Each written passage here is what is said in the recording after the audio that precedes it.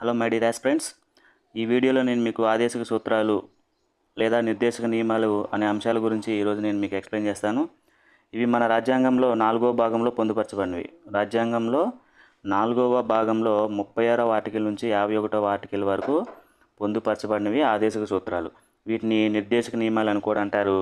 DPSP అని కూడా పిలుస్తారు. Directive principles of state policy అంటే దేశం లేదా రాజ్యం అమలు చేయవలసిన సంక్షేమ కార్యక్రమాల గురించి తెలియజేసే అంశాలు కావు. వీటిని directive principles of state policies అంటారు. వీటిని మనం ఐర్లాండ్ రాజ్యాంగం నుంచి స్వీకరించడం జరిగింది. ఆదేశిక సూత్రాలని ఐర్లాండ్ రాజ్యాంగం నుంచి స్వీకరించడం జరిగింది. ఈ ఐర్లాండ్ వాళ్ళు స్పెయిన్ రాజ్యాంగం నుంచి స్వీకరించడం జరిగింది. అంటే ఆదేశిక సూత్రాలను ప్రపంచంలో మొదటిగా పొందుపరిచిన వారు స్పెయిన్ దేశం వారు. స్పెయిన్ దేశం నుంచి ఐర్లాండ్ స్వీకరిస్తే ఐర్లాండ్ నుంచి ఇండియా స్వీకరించడం జరిగింది. ఇవి ప్రవేశికలోని సంక్షేమ భావనను తెలియజేస్తాయి. చాలా ఇంపార్టెంటు. చాలా పోటీ పరీక్షలు అడిగినటువంటి అంశం ఇది. మన రాజ్యాంగ ప్రవేశికలోని సంక్షేమ భావనను తెలియజేసే అంశాలు ఏవని ప్రాథమిక హక్కుల లేదా ఆదేశిక సూత్రాల లేకపోతే ప్రాథమిక విధుల అని ఆబ్జెక్టివ్ ఆప్షన్స్ ఇచ్చి అడగటం జరిగింది. చాలా ఇంపార్టెంటు. ఆదేశిక సూత్రాలు ఈ సంక్షేమ భావనను తెలియజేస్తాయి. అంటే రాజ్యము ప్రజలకు చేయవలసిన సంక్షేమ కార్యక్రమాల గురించి, పరిపాలన గురించి, పథకాల గురించి తెలియజేసేదే ఈ ఆదేశిక సూత్రాలు. వీటిని 1935 భారత ప్రభుత్వ చట్టంలో ఇన్స్ట్రుమెంట్ ఆఫ్ ఇన్స్ట్రక్షన్ అనే పేరుతో పొందుపరిచారు. ఈ అంశాన్ని కూడా ఒక పోటీ పరీక్షలో అడగటం జరిగింది. ఆదేశిక సూత్రాలను భారత ప్రభుత్వ చట్టం 1935లో ఏ పేరుతో ఏర్పాటు చేశారు లేదా పొందుపరిచారని అడగటం జరిగింది. Instrument of instruction. ఈ వీడియో చూసే ముందు లైక్ చేయండి. కంటెంట్ నచ్చినట్లయితే, ఎక్స్ప్లెయిన్ నచ్చినట్లయితే షేర్ చేయండి, సబ్స్క్రైబ్ చేయండి. ఈ ఆర్టికల్స్ను ఒకసారి ఆదేశ సూత్రాలను ఒకసారి పరిశీలించినట్లయితే ఆర్టికల్ 36 ప్రకారం రాజ్యం యొక్క నిర్వచనం తెలియజేస్తుంది. అంటే ప్రాథమిక హక్కుల్లోని 12వ ఆర్టికల్ ఏదైతే రాజ్యం యొక్క నిర్వచనం తెలియజేస్తుందో ఆర్టికల్ 36 కూడా అదే రాజ్యం యొక్క నిర్వచనాన్ని తెలియజేస్తుంది. అంటే మన రాజ్యాంగంలో రాజ్యం యొక్క నిర్వచనం 2 చోట్ల పొందుపరచబడింది. అంటే ప్రాథమిక హక్కుల్లో 12వ ఆర్టికల్లో ఉంది, అదేవిధంగా ఆదేశిక సూత్రాల్లోని 36వ ఆర్టికల్లో కూడా ఉంది. రాజ్యం అంటే ఏంది? కేంద్ర రాష్ట్ర ప్రభుత్వాలు, గ్రామ పంచాయతీ, స్థానిక సంస్థలు, ప్రభుత్వ సంస్థలు, ఇట్లాంటివన్నీ కూడా శాసన సంబంధ సంస్థలన్నీ కూడా రాజ్యం కిందకి వస్తాయి. ఆర్టికల్ 37 ప్రకారం అంటే డిపిఎస్పి అంటే ఆదేశిక సూత్రాలకి న్యాయ సంరక్షణ లేదు. చాలా ఇంపార్టెంట్. ఆదేశిక సూత్రాలకి న్యాయ సంరక్షణ లేదు. ప్రాథమిక హక్కులకి న్యాయ సంరక్షణ ఉంది. ప్రాథమిక హక్కులకి విరుద్ధమైన చట్టాలను ప్రభుత్వాలు చేస్తే వాటిని ఆర్టికల్ 13 ప్రకారం సుప్రీంకోర్టు కానీ హైకోర్టు కానీ అంటే న్యాయ సమీక్ష చేసి అవి ప్రాథమిక హక్కులకు విరుద్ధంగా ఉంటే అవి చెల్లనేరవని కొట్టివేస్తాయి. అది 13 ప్రకారం న్యాయ సమీక్ష ఉంది. ఒకవేళ ప్రాథమిక హక్కులకు భంగం కలిగినప్పుడు 32 ఆర్టికల్ ప్రకారం సుప్రీంకోర్టు, 226 ప్రకారం హైకోర్టు రిట్లు జారీ చేస్తాయి. అంటే ప్రాథమిక హక్కులకి న్యాయ సంరక్షణ ఉంది, ఆదేశిక సూత్రాలకు న్యాయ సంరక్షణ లేదు. చాలా ఇంపార్టెంటు. మరి దీన్ని సింపుల్గా నేనేం కోడ్ దాదాపు ఆదేశ సూత్రాలు 36 నుంచి 51 వరకు ఉన్నాయి. గుర్తుంచుకోవడం కష్టం కావున దీనికి నేను చిన్న లాజిక్ ద్వారా అంటే కోడ్ ద్వారా మీకు వివరించడం జరిగింది. అంటే 37లో 7 అంటే సంరక్షణ. ఇక్కడ 7లో సాహసరం, సంరక్షణలో సాహసరం. ఇక్కడ ఇలా రైమింగ్ లెటర్ ద్వారా 7లో సంరక్షణ లేదు అంటే ఆదేశిక సూత్రాలకి సంరక్షణ లేదు అని ఇలా రూపొందించడం జరిగింది. ఈజీగా 37 అనంలోనే డిపిఎస్పికి సంరక్షణ లేదు, న్యాయ సంరక్షణ లేదు. నెక్స్ట్ ఆర్టికల్ 38 వచ్చేసి ఆర్టికల్ 38 ప్రకారం అసమానతలు తగ్గించాలి. ఏ విషయాల్లో? సాంఘిక, ఆర్థిక, రాజకీయ రంగాలలో అసమానతలను తగ్గించాలి. అంటే దేశంలో ప్రజలందరూ కూడా ఒకే విధంగా ఉండేటట్టు చూడాలి. అవి సాంఘిక పరిస్థితులు కావచ్చు, అంటే కులపరంగా కానీ, మతపరంగా కావచ్చు, ఆర్థిక పరంగా కావచ్చు, అదే రాజకీయ రంగాల్లో కూడా అసమానతలు తగ్గించాలి. అందుకోసమే ప్రభుత్వాలు జమీందారీ వ్యవస్థను రద్దు చేసింది, మరి బ్యాంకులు జాతీయకరణం చేసింది, అనేక ఆర్థిక కార్యక్రమాలు కూడా రాజకీయ రంగాల్లో రిజర్వేషన్లు కల్పించడం జరిగింది. అంటే 33% మహిళలకి కానీ, ఎస్సీ ఎస్టీల వారికి రిజర్వేషన్లు కూడా రాజకీయ రంగంలో రిజర్వేషన్లు కల్పించడం జరిగింది. ఇవి చాలా ఇంపార్టెంటు. అసమానతలు దీనికి సింపుల్గా అంటే 38లో ఏముంది? అసమానతలు. 8లో అసమానతలు. 8A అసమానతలు. 8లో ఏ అసమానతలు. ఇలా రైమింగ్ లెటర్ ద్వారా ఈజీగా గుర్తించవచ్చు. ఆర్టికల్ 39 ప్రకారం తప్పనిసరిగా అమలు చేయాల్సిన అంశాలు ఉన్నాయి. అంటే రాజ్యము ప్రజలకు తప్పనిసరిగా కొన్ని అంశాలను అమలు చేయాలి. అమలు చేయాల్సిన అంశాలు దాదాపు 39లో 6 అంశాలు ఉన్నాయి. ఈ 6 అంశాలను నేను మీకు మరొక వీడియోలో ఎక్స్ప్లెయిన్ చేస్తాను. ఎందుకంటే ఈ 6 అంశాలు కూడా చాలా చాలా important. 39A, 39B, 39C, D, E, F అనే అంశాలు ఉన్నాయి. మరొక వీడియోలో నేను వాటిని మీకు తెలియజేస్తాను. సో దీనికి ఈజీగా గుర్తుంచుకోవాల్సింది 9లో తప్పనిసరి అంశాలు. ఇలా 9లో తప్పనిసరి అంశాలు రైమింగ్ లెటర్ ద్వారా గుర్తుంచుకోండి. మరి 39A ప్రకారం ఈ 39లో మళ్ళీ ఒక ఆర్టికల్ని 39Aని చేర్చడం జరిగింది. అందరికీ సమాన న్యాయం కల్పించాలి. రాజ్యాలన్నీ కూడా సమాన న్యాయం కల్పించాలి. అవసరమైతే వారికి ఉచిత న్యాయ సేవ అందించాలి. న్యాయం కోసం మనం కోర్టులకు వెళ్ళినప్పుడు లాయర్లను పెట్టుకోవడానికి ఆ న్యాయ వ్యవస్థలో అయ్యే ఖర్చులు మనం భరించలేని స్థాయిలో ఉన్నప్పుడు ఉచితంగా మనకి న్యాయ సేవ చేయడానికి ప్రభుత్వాలు ఈ 39A ప్రకారం మనకి కల్పించడం, అవకాశాలు కల్పించడం లేదా సదుపాయాన్ని కల్పించడం జరిగింది. చాలా చాలా ఇంపార్టెంట్. ఈ అంశాన్ని కూడా పోటీ పరీక్షలు అడగటం జరిగింది. ఉచిత న్యాయ సేవ ఏ ఆర్టికల్ ప్రకారం కల్పించడం జరిగింది? 39A. ఆర్టికల్ 40 ప్రకారం పంచాయతీరాజ్ వ్యవస్థను పునర్వ్యవస్థీకరించాలి. ఆర్టికల్ 40 ప్రకారం పంచాయతీరాజ్ వ్యవస్థ పునర్వ్యవస్థీకరించాలి. చూడండి, 40 ఇక్కడ కోడ్ రాశాను. 40లో పంచాయతీరాజ్ వ్యవస్థ, 40 పంచాయతీరాజ్ వ్యవస్థ. అందుకోసమని ఆర్టికల్ 40 ప్రకారం 1959లో దేశంలో పంచాయతీరాజ్ వ్యవస్థను ఏర్పాటు చేశారు. బలవంతరాయ్ మెహతా కమిటీ సూచనల మేరకు పంచాయతీరాజ్ వ్యవస్థను ఏర్పాటు చేయడం జరిగింది. ఎక్కడ? మొదట రాజస్థాన్లో ఏర్పాటు చేశారు. తర్వాత 1993లో 73వ సవరణ ద్వారా గ్రామ పంచాయతీలు ఏర్పాటు చేసి స్థానిక సంస్థలలో గ్రామ పంచాయతీలకి రాజ్యాంగ హోదా కల్పించారు. 74లో నగర పంచాయతీలు, 4లో నగర పంచాయతీలకి రాజ్యాంగ హోదా కల్పించడం జరిగింది. ఇవన్నీ కూడా ఆర్టికల్ 40 ప్రకారం రాజ్యాలు చేయవలసినవి. ఇవన్నీ కూడా ఆదేశిక సూత్రాలు. అంటే ఇవన్నీ ఎవరు చేస్తారు? రాజ్యాలు ప్రజలకు కల్పించవలసిన సౌకర్యాలు. రాజ్యాలు ప్రజలకు కల్పించాలంటే రాజ్యాలు అంటే ఇక్కడ దేశం లేదా దేశంలోని ప్రభుత్వం అని అర్థం. నెక్స్ట్ ఆర్టికల్ 41 ప్రకారం జీవన ప్రమాణాలు లేదా జీవన భద్రత కల్పించాలి. 1లో ఆయు ప్రమాణాలు కల్పించాలి. జీవన ప్రమాణాలు కల్పించడం కోసం ప్రభుత్వాలు సంక్షేమ కార్యక్రమాలు అమలు చేయడం జరుగుతుంది. వారి కోసం పెన్షన్స్ని కానీ అదేవిధంగా ఆరోగ్య కార్యక్రమాలు కానీ నిర్వహించడం జరుగుతుంది. ఇవి 41లో జీవన ప్రమాణాలు, 1లో ఆయు ప్రమాణం. నెక్స్ట్ ఆర్టికల్ 42 ప్రకారం స్త్రీ శిశు సంక్షేమం కొరకు కార్మికులకు సంక్షేమ కార్యక్రమాలు నిర్వహించడం కోసం రాజ్యాలు సౌకర్యాలు కల్పించాలి. చూడండి, స్త్రీ శిశు సంక్షేమం కొరకు ప్రసూతి సౌకర్యాలు కానీ, వారికి పోషకాహారం అందించడం కానీ, టీకా కార్యక్రమాలు వేయటం కానీ, పోషణ సంబంధించిన కార్యక్రమాలు కానీ, కార్మికులకు బీమా, పెన్షన్, గ్రాట్యుటీ వంటి అంశాలని చట్టాలను ఏర్పాటు చేయడం జరిగింది.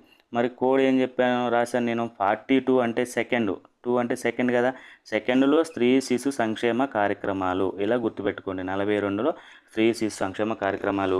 ఈ మధ్యకాలంలో జరిగిన గ్రూప్స్ పరీక్షలో మాతా శిశు లేదా స్త్రీ శిశు సంక్షేమ కార్యక్రమాలు అమలు చేయు ఆర్టికల్ ఏదని అడగడం జరిగింది. అది 42వ ఆర్టికల్ ప్రకారం. ఈ 41వ ఆర్టికల్లో మరొక 4 సబ్ ఆర్టికల్స్ ఉన్నాయి. ఈ సబ్ ఆర్టికల్స్ని అంటే 39 మరియు 41వ సబ్ ఆర్టికల్స్, ఇందులో ఒక 6 ఇందులో ఒక 4 ఉన్నాయి. ఈ రెండింటిని కలిపి నేను మరొక వీడియోలో ఎక్స్ప్లెయిన్ చేస్తాను. 43వ ఆర్టికల్ ప్రకారం కార్మికులకు, 43వ ఆర్టికల్ ఇంపార్టెంట్. ఇది కార్మికులకు ఆరోగ్యాన్ని కల్పించాలి, వారికి కనీస వేతనం కల్పించాలి, కనీస పని గంటలు కల్పించాలి, అదేవిధంగా కుటీర పరిశ్రమలు ఏర్పాటు చేయాలి. కుటీర పరిశ్రమల ఏర్పాటుకు ప్రోత్సాహాన్ని అందించాలి. ఇక్కడ నుండి ఆరోగ్యం 3 అక్షరాలు, వేతనం 3 అక్షరాలు, గంటలు 3 అక్షరాలు, కుటీర 3 అక్షరాలు, అన్నీ 3 అక్షరాలు ఉన్నాయి. కావున 43లో నేను రాసిన కోడ్ 43లో 3 అక్షరాల పదాలు ఉన్నాయి. ఇవన్నీ కూడా ఎవరికి సంబంధించి? 43 అనగానే కార్మికులు గుర్తు రావాలి. ఆ కార్మికులు కల్పించవలసిన ఆరోగ్య కార్యక్రమాలు ఉంటాయి. వారు కనీసం వేతనం ఇవ్వాలి, మరి కనీసం పని గంటలు ఇవ్వాలి, కనీసం 6 నుంచి 8 పని గంటలు కల్పించాలి. అదే వారికి కుటీర పరిశ్రమలు, వారి యొక్క స్వావలంబన కోసం కుటీర పరిశ్రమలు ఏర్పాటు చేసుకోవడానికి ప్రోత్సాహాలను కూడా అందించాలి. ఈ 43లో మరొక సబ్ ఆర్టికల్ ఉంది. ఏ అనే సబ్ ఆర్టికల్ చేర్చడం జరిగింది. కార్మికులకు పరిశ్రమల్లో వాటా లేదా భాగస్వామ్యం కల్పించాలి. ఏ ప్రకారం? వాటా కల్పించాలి. నెక్స్ట్ అదే 43లో మళ్ళీ బి అనే సబ్ ఆర్టికల్ని చేర్చడం జరిగింది. 97వ సవరణ ద్వారా ఆ సహకార సంఘాలను ఏర్పాటు చేసాము. 97 సవరణ చట్టం ద్వారా సహకార సంఘాలని 9B అనే భాగంలో ఏర్పాటు చేశాము. ఆ సొసైటీ సంఘాల ఏర్పాటుకు కృషి చేయాలి. అంటే కార్మికులు ఏర్పాటు అవసరమైతే కార్మికులు సొంతంగా సొసైటీని ఏర్పాటు చేసుకోవచ్చు. ఆ సొసైటీకి గుర్తింపునివ్వటము, ఆ సొసైటీకి సహకారం అందించడానికి నిధులు కల్పించడం వంటి అవకాశాలను కూడా ఈ ప్రభుత్వాలు కల్పించాలి. Next article 44 very very very important, present ట్రెండింగ్లో ఉన్న ఇష్యూ. అదే ఉమ్మడి పౌర స్మృతి అంటే కామన్ సివిల్ కోడ్ అంటాం. అంటే దేశం మొత్తం అందరికీ ఒకటే చట్టం ఉండాలి. హిందువులకి ఒక చట్టం, ముస్లిమ్స్కి ఒక చట్టం, క్రిస్టియన్స్కి ఒక చట్టం. అంటే వివాహ చట్టాలు వచ్చినట్టయితే హిందువులకి ఒక రకంగా వివాహ విషయాలు నిబంధనలు ఉన్నాయి, విడాకులు వారికి ఒకలా ఉన్నాయి. ముస్లింకి శరీర చట్టాల ప్రకారం, అదేవిధంగా క్రిస్టియన్స్కి క్రిస్టియన్ లా ప్రకారం వివాహాలు కానీ పెళ్ళిళ్ళు కానీ అదేవిధంగా విడాకులు వంటి బర్న్ వంటి విషయాల్లో తేడాలు ఉన్నాయి. అలా కాకుండా దేశం మొత్తానికి అందరికీ ఒకటే చట్టం ఉండాలని పేర్కొన్న ఆర్టికల్ 44. మరి దీనిని ఇప్పటి వరకు అమలు చేయని ఏకైక ఆదేశిక సూత్రం, మన రాజ్యాంగం అమలు చేయని, అంటే మన దేశంలో రాజ్యాంగంలో పొందుపరిచిన ఆదేశిక సూత్రాలు మన దేశం ఇప్పటి వరకు అమలు చేయని ఏకైక ఆర్టికల్ వచ్చేసి 44. అందుకని దీన్ని నిర్జీవమైన ఆర్టికల్ అంటారు. ఎందుకంటే ఇప్పటివరకు అమలు చేయలేదు. కానీ ఉమ్మడి పౌర స్మృతి అనేది గోవాలో అమల్లో ఉంది. ఉమ్మడి పౌర స్మృతికి సంబంధించిన కేసులు వచ్చేసి సరళ ముద్గల్ కేసు 1995, షాబానా కేసు 1985. ఈ కేసుల గురించి మరొక వీడియోలో నేను డీటెయిల్గా ఎక్స్ప్లెయిన్ చేస్తాను. అంటే ఉమ్మడి పౌర స్మృతికి సంబంధించిన కేసులని ఈ మధ్యకాలంలో అడగటం జరిగింది. అవే Sarla Mudgal case, Shabana case. Next article 45 ప్రకారం పూర్వ ప్రాథమిక విద్య కల్పించాలి. అంటే 6 సంవత్సరాల లోపు వారికి పూర్వ ప్రాథమిక విద్యను కల్పించాలి. 45లో పూర్వ ప్రాథమిక ఇలా రైమింగ్ లెటర్ ద్వారా ఈజీగా గుర్తించవచ్చు. గతంలో అదే ఆర్టికల్ 45లో 14 సంవత్సరాల లోపు వారికి ప్రాథమిక విద్యను కల్పించాలని ఉండేది. దీనిని 6 నుంచి 14 సంవత్సరాల లోపు వారికి ప్రాథమిక విద్యను కల్పించే విషయంలో 21A ప్రాథమిక హక్కులలో చేర్చడం జరిగింది. అంటే 6 నుంచి 14 సంవత్సరాల లోపు వారికి ఉచిత నిర్బంధ ప్రాథమిక విద్యను కల్పించాలి. దాన్ని ఆర్టికల్ 21లో చేర్చడం జరిగింది. అంటే 45 నుంచి తొలగించి 21లో చేర్చడం జరిగింది. 86వ రాజ్యాంగ సవరణ ద్వారా 2002లో చేర్చడం జరిగింది. ఆర్టికల్ 46 ప్రకారం ఎస్సీ ఎస్టీ బీసీలకు విద్య ఆర్థికపర అభివృద్ధికి కృషి చేయాలి. అంటే ఎస్సీ ఎస్టీ బీసీలు తమ విద్యను అందుకోవడానికి కానీ వారు తమ యొక్క ఆర్థిక రంగాలలో అభివృద్ధి చెందడానికి ప్రభుత్వాలు కృషి చేయాలి. 6లో ఆదివాసీలు వెనుకబడినవారు. ఆదివాసీలు అంటే ఇక్కడ ఎస్సీ ఎస్టీలు వస్తారు.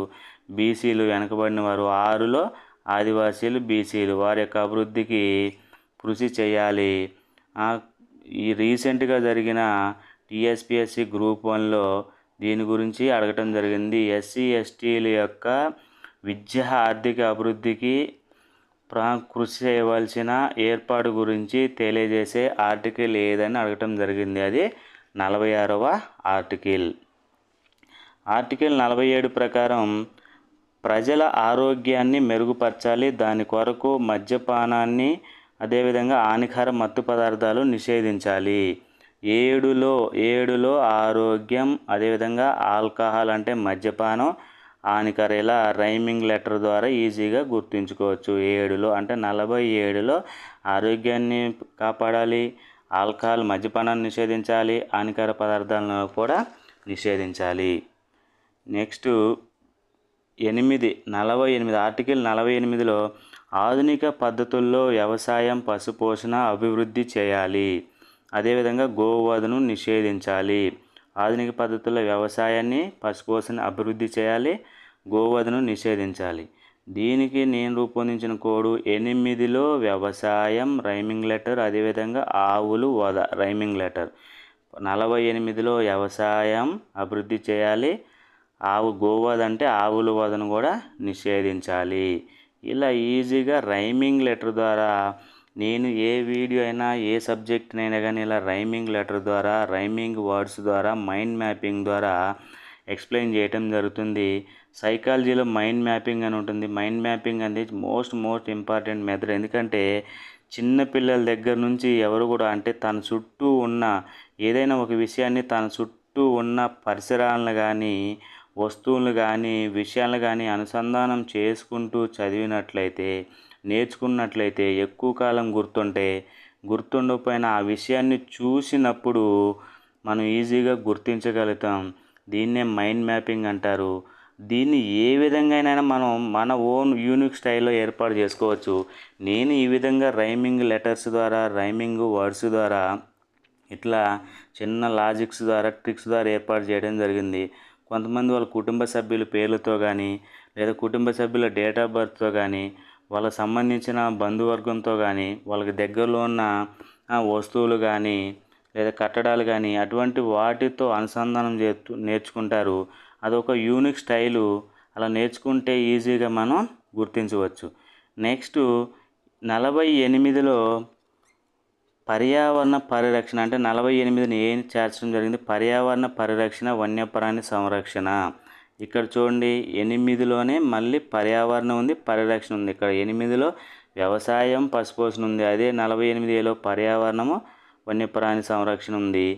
8లో ఎన్విరాన్మెంట్ ఈ అలా అనుసంధానం చేస్తూ చదవండి. 48Aలో 48లో ఎన్విరాన్మెంట్ ఈజీగా ఎన్విరాన్మెంట్ వ్యవసాయం, ఆవులు, ఎన్విరాన్మెంట్ ఇలా రైమింగ్ లెటర్ ద్వారా ఈజీగా నేర్చుకోవచ్చు. ఆర్టికల్ 49 ప్రకారం జాతీయ చారిత్రక ప్రాముఖ్యత గల భవనాలు, కట్టడాలు, శిల్పాలు, వారసత్వ సంపదను రాజ్యాలు కాపాడాలి. మన దేశంలో చారిత్రకంగా వారసత్వంగా వస్తున్నటువంటి ప్రాముఖ్యత కలిగిన భవనాలు కావచ్చు, కట్టడాలు కావచ్చు, శిల్పాలు కావచ్చు, ఏదైనా వారసత్వ సంపదని రాజ్యాలు అంటే ప్రభుత్వాలు సంరక్షించాలి. అది ఆర్టికల్ 49 ప్రకారం. ఈ ఆర్టికల్ 49 ప్రకారమే పురావస్తు శాఖను ఏర్పాటు చేయటం, అదేవిధంగా పురావస్తు మ్యూజియంలు ఏర్పాటు చేయటం, వాటిని సంరక్షణ చేయటం వంటి కార్యక్రమాలు అమలు చేయటం జరుగుతుంది. ఆర్టికల్ 50 ప్రకారం కార్యనిర్వాహక వ్యవస్థ నుండి న్యాయశాఖను వేరు చేయాలి. అనగా న్యాయశాఖకు స్వతంత్రత కల్పించబడింది. మన రాజ్యాంగంలో న్యాయశాఖ స్వతంత్రంగా వ్యవహరిస్తుంది. అది న్యాయశాఖ స్వతంత్రంగా వ్యవహరిస్తుంది. కార్యనిర్వాహక శాఖ నుంచి వేరు చేయబడి న్యాయశాఖ స్వతంత్రంగా వ్యవహరించడం అంటే అది సమైక్య విధానంలో అతి ముఖ్యమైన లక్షణం. న్యాయశాఖ స్వతంత్రత. కార్యనిర్వాహక వ్యవస్థను న్యాయశాఖను వేరు చేయాలి. అందుకే న్యాయశాఖను స్వతంత్రంగా ఉంచడం జరిగింది. 50లో వేరు చేయట, కార్యనిర్వాహక శాఖ నుంచి న్యాయశాఖను వేరు చేయడం జరిగింది. ఆర్టికల్ 51 ప్రకారం ప్రపంచ శాంతి పరిరక్షణకు కృషి చేయాలి. ఇతర దేశాలతో స్నేహ దౌత్య సంబంధాలను మెరుగుపరచుకోవాలి. అంటే ఇది మన దేశం యొక్క విదేశాంగ విధానం గురించి తెలియజేస్తుంది. మన దేశం యొక్క విదేశాంగ విధానంలో అలీన ఉద్యమం చాలా ప్రధానమైన ఉద్యమం. ఈ అలీన ఉద్యమం గురించి రీసెంట్గా జరిగిన గ్రూప్ 1 ఎగ్జామ్లో కూడా అడగటం జరిగింది. చాలా ఇంపార్టెంట్. ఈ డైరెక్టివ్ ప్రిన్సిపల్స్ అనేవి ప్రతి ఎగ్జామ్లో ఖచ్చితంగా 2 నుంచి 3 ప్రశ్నలు రావటం జరుగుతుంది. వీటిని చాలా ఈజీగా గుర్తుంచుకునేటట్లు చాలా ఎక్కువగా ఉన్న మ్యాటర్ని నేను మినిమైజ్ చేసి చిన్న పదాల ద్వారా చిన్న లాజిక్స్ ద్వారా ఈజీగా గుర్తుంచుకునేటట్లు నేను మీకు ఎక్స్ప్లెయిన్ చేయడం జరిగింది. ఈ వీడియో నచ్చినట్లయితే లైక్ చేయండి, షేర్ చేయండి, అదేవిధంగా సబ్స్క్రైబ్ చేయండి. ఈ వీడియో మరింత మంది చేరుతుంది. మీరు చేసే కామెంట్స్, లైక్స్, సబ్స్క్రైబ్ వల్ల నేను మీకు మరిన్ని వీడియోలు అందించడానికి, మరింత ఇన్ఫర్మేషన్ మీ ముందుకు తీసుకురావడానికి ప్రయత్నం చేస్తున్నాను. నాకున్న సబ్జెక్టును ఈ విధంగా మీ అందరికీ అందించాలని నేను చేసే చిరు ప్రయత్నాన్ని ఆదరించగలని కోరుతున్నాను. Okay friends, thank you.